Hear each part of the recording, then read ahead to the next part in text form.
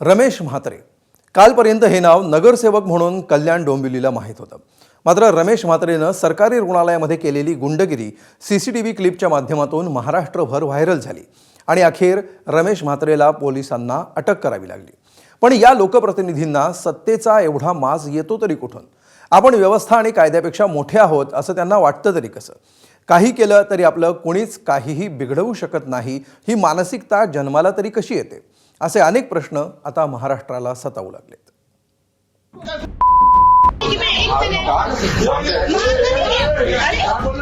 गृहमंत्रीपदाची पूजा घाला, नाहीतर ज्यांनी त्या महिला डॉक्टरांवर आणि नर्सेसवर हात टाकलाय त्यांच्या हातामध्ये बेड्या घालून त्यांची रस्त्यावरून धिंड काढा.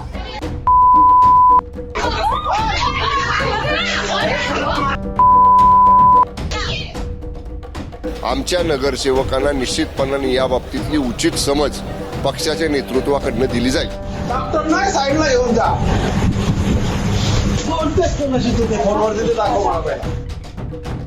एक तर मुख्यमंत्री महोदयांकडून ह्याच्यावर निवेदन व्हावं, त्या नगरसेवकावर कारवाई व्हावी आणि त्या नगरसेवकाला त्याच्या पदावरनं बरखास्त केलं पाहिजे. अध्यक्ष महोदय, नाही तर हा महाराष्ट्र शांत बसणार नाही. अध्यक्ष महोदय,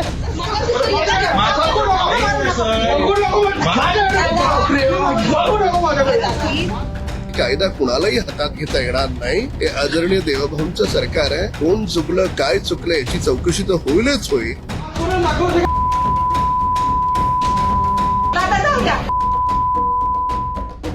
कोणालाही मारा, कुठेही कायदा हातात घ्या, तुमच्यावर कोणत्या प्रकारची कारवाई होणार नाही अशाच पद्धतीचं एकंदरीत वर्तन हे सत्ताधारी पक्षाचं आहे.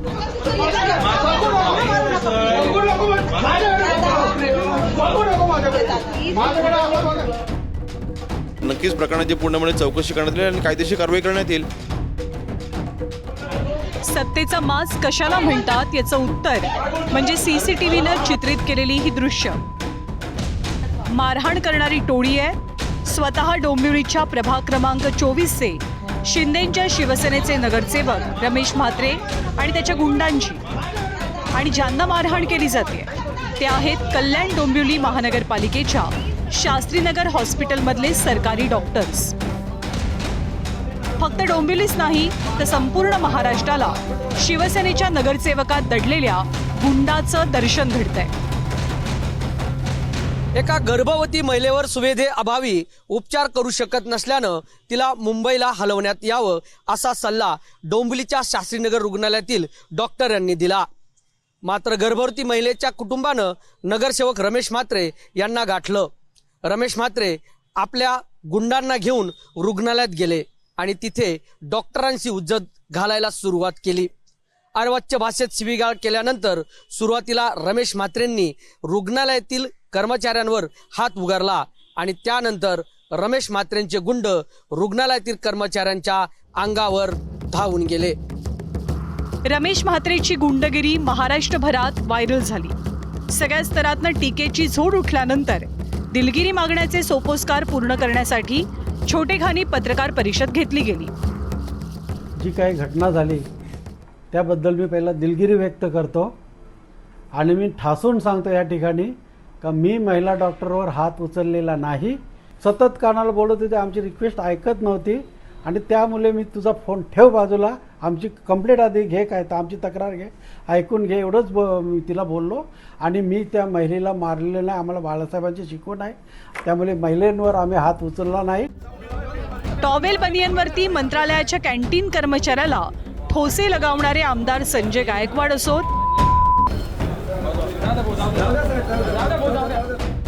किंवा पत्रकारांना मारून पाठवे अशी धमकी देणारे खासदार संजय दिना पाटील असो. बोलतात ना, मला मी बोलणार नाहीये, आता परत आले तर मारून पाठवणार तुम्हाला. पण शिवसेनेच्या नेत्यांच्या गुंडगिरीची परंपरा रमेश म्हात्रेनं कायम ठेवली आहे. नगरसेवकाच्या मुखवट्यावर दडलेल्या गुंडाची पोलीस स्थानकापर्यंत धिंड काढा असं आवाहन विरोधकांनी गृह खातं सांभाळणाऱ्या मुख्यमंत्र्यांना केलंय. डॉक्टरांवरती हल्ला करतात आणि बिनधास्तपणे निघून जातात. मी त्यांना सुचवलं आहे गृहमंत्रीपदाची पूजा घाला, नाहीतर ज्यांनी त्या महिला डॉक्टरांवर आणि नर्सेसवर हात टाकलाय त्यांच्या हातामध्ये बेड्या घालून त्यांची रस्त्यावरून धिंड काढा. पोलीस स्टेशनला इतरांच्या काढता ना तुम्ही, बुलडोजर फिरवताना यांची काढा. काय चाललंय आपल्या राज्यामध्ये? मला वाटतं सगळेच इथे मान्य करतील की असं जर डॉक्टर्सना मारहाण व्हायला लागली आणि जर काम बंद झालं तर बाकीच्या रुग्णांबद्दल काय अध्यक्ष महोदय?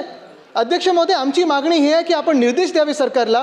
एक तर मुख्यमंत्री महोदयांकडून ह्याच्यावर निवेदन व्हावं, त्या नगरसेवकावर कारवाई व्हावी आणि त्या नगरसेवकाला त्याच्या पदावरनं बरखास्त केलं पाहिजे अध्यक्ष महोदय. नाही तर हा महाराष्ट्र शांत बसणार नाही अध्यक्ष. त्याची धिंड काढा रस्त्यावरनं कपडे काढून अंडरवेअरवर आणि बनियनवर. मग कुठंतरी एक संदेश जाईल अख्ख्या महाराष्ट्रामध्ये. जर नगरसेवक असला काय, नेता असला काय, गुंड असला काय, गरिबावर अन्याय झाला नाही तर सेवकांवर अन्याय झाला तर आम्ही अशाच पद्धतीने वागतो. एवढी आहे का हिंमत या सरकारमध्ये? जो बूंद से गई वो हौद से नहीं आती. शिवसेनेच्या नेत्यांनी रमेश म्हात्रेला समज देण्याची कितीही भाषा केली तरी पक्षाच्या प्रतिमेवर गुंडगिरीचा बसलेला शिक्का काही केल्या पुसला जाणार नाही. कुठल्याही शासकीय अधिकाऱ्यांना, कर्मचाऱ्यांना आणि विशेषतः वैद्यकीय सेवेमध्ये रुग्णांची सेवा करणाऱ्या वैद्यकीय अधिकाऱ्यांना अशा पद्धतीची धक्काबुक्की मारहाण करणं योग्य नाही. आमच्या नगरसेवकांना निश्चितपणाने या बाबतीतली उचित समज पक्षाच्या नेतृत्वाकडनं दिली जाईल. पार्श्वभूमी काय आहे हे आता मला वाटतं ते इरिलेव्हंट आहे आता. परंतु आता जर का त्यांनी अशा पद्धतीने जर का मारहाण केलेली असेल तर 100% त्यांना समज हे पक्षाच्याकडनं देण्यात येईलच. आता ह्याची मला पूर्णपणे कल्पना नाही. आपण आपल्या सांगण्यावरून मी हे स्टेटमेंट करतोय. परंतु नक्कीच प्रकरणाची पूर्णपणे चौकशी करण्यात येईल आणि कायदेशीर कारवाई करण्यात येईल. देवाभाऊंच्या सरकारमध्ये देवाचं रूप मानलं जाणाऱ्या डॉक्टरांवर उगारलेला हात खपवून घेतला जाणार नाही अशी भाषा भाजप नेत्यांच्या तोंडून ऐकायला मिळते. कायदा कुणालाही हातात घेता येणार नाही. हे आदरणीय देवभाऊंचं सरकार आहे. कोण चुकलं, काय चुकलं याची चौकशी तर होईलच होईल. पण याचा अर्थ डॉक्टरांना मारण्याचं समर्थन होऊ शकत नाही.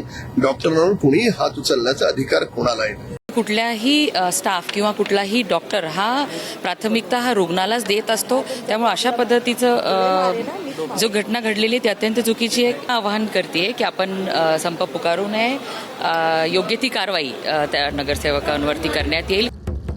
गुंडगिरी करणारे नगरसेवक रमेश म्हात्रेला अखेर डोंबिवलीच्या विष्णुनगर पोलिसांनी अटक केली. विष्णुनगर पोलीस स्टेशनच्या हद्दीमध्ये जो काल गुन्हा दाखल झालेला होता 195/2020 त्या सदर गुन्ह्यामध्ये काल आपण 3 आरोपींना अटक केली गेली होती. आता त्यामध्ये त्या सदर आरोपींना कोर्टामध्ये हजर केला असता त्यांना 2 दिवसाची PCR त्या ठिकाणी दिलेली आहे.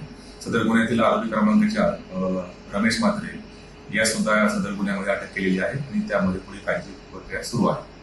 भविष्यामध्ये असे कोणत्याही डॉक्टरवर हल्ला न झाला पाहिजे, त्याला पोलिसांनी प्रोटेक्शन दिले पाहिजे. विशेष माझं म्हणणं असं आहे की त्या ठिकाणी सिक्युरिटी असताना हा हमला झालेला आहे, सिक्युरिटी समोर हमला झालेला आहे. तर म्हणजे सिक्युरिटी काय कामाची? त्यासाठी अजून तुम्ही सिक्युरिटी वाढवा आणि महिला अधिकारी आणा, महिला डॉक्टर्स म्हणा, महिला मावशी, सिस्टर, या डॉक्टर सगळ्यांना योग्य प्रोटेक्शन द्या जेणेकरून ही घटना परत घडणार नाही. रमेश म्हात्रेची आजवरची कारकीर्द सुद्धा काही प्रमाणात वादाच्या भोवऱ्यात राहिली आहे. गुंड नगरसेवक रमेश म्हात्रेची कुंडली सलग 30 वर्ष डोंबिवलीत नगरसेवक. 2014 सालच्या विधानसभेच्या निवडणुकीत पराभव, हाणामारी, गुंडगिरी, सरकारी कामकाजात अडथळा अशा स्वरूपाचे 11 गुन्हे दाखल. रमेश म्हात्रेनं डॉक्टरांना केलेली मारहाण जितकी आक्षेपार्ह आहे तितकीच किंबहुना त्यापेक्षा जास्त आक्षेपार्ह आहे ती त्याची मानसिकता. स्वतः नगरसेवक आणि स्वतःच्याच परिसरातील रुग्णालयात जर सुविधा नसतील तर जबाबदार कोण आहे? बरं, नगरसेवक झालो म्हणजे कायदा हातात घेण्याचा अधिकार यांना दिला कोणी? मुख्यमंत्री साहेब फक्त विरोधक म्हणतात म्हणून नाही, तशा गुंड प्रवृत्तीच्या लोकप्रतिनिधींची खरोखरच धिंड काढायला हवी. आणि तसं झालं तरच राजकीय गुंडगिरीची दहशत कायमची संपेल. सुरेश काटे, ABP माझा, डोंबिवली.